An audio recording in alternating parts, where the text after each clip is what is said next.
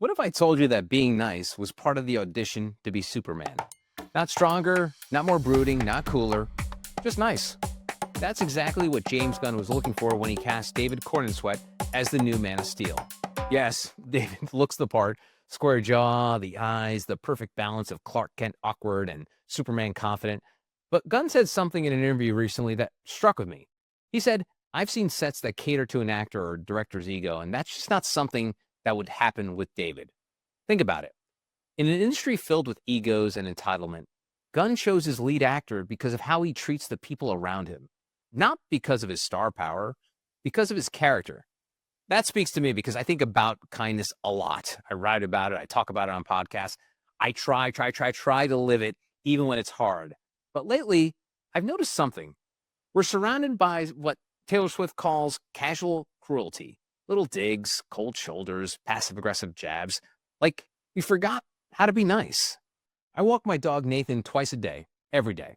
And I no longer live in the hustle and bustle of New York City, but down south in a subdivision straight out of the movie Pleasantville. You have no idea how many times I've seen people strain their bodies to avoid eye contact and potentially be forced to wave at me. I know that's a really tiny, very petty example of not being nice, but it just goes to show you how hard it is not to be nice. Like, I really don't get it. So where does this nastiness come from? Why is it so hard just to be decent? So I asked someone who knows, Stephanie Harrison. She's the author of New Happy and someone who really thinks deeply about happiness and human behavior. She said, cruelty often comes from pain. People are trying to feel powerful or in control, even if it's just for a second. That unlocks something for me. Not to excuse bad behavior, but to understand it. And let me be clear, I'm not a saint.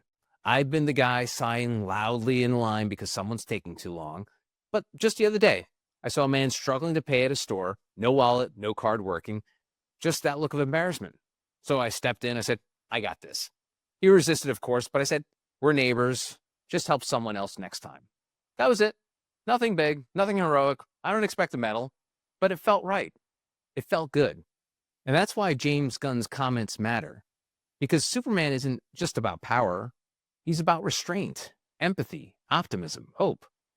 It's not how strong he is. It's about how gently he holds that strength.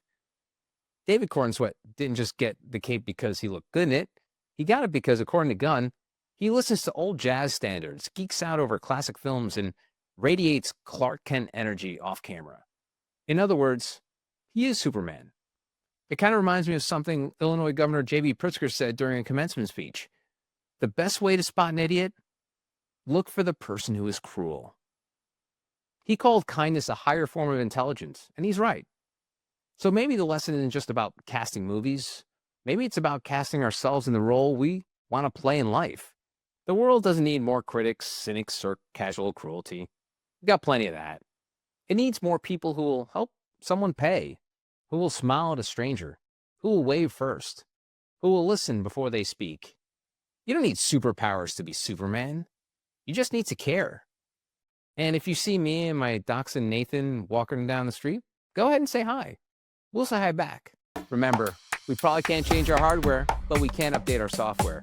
Follow for more unfiltered takes on creativity, communication, and being a better human.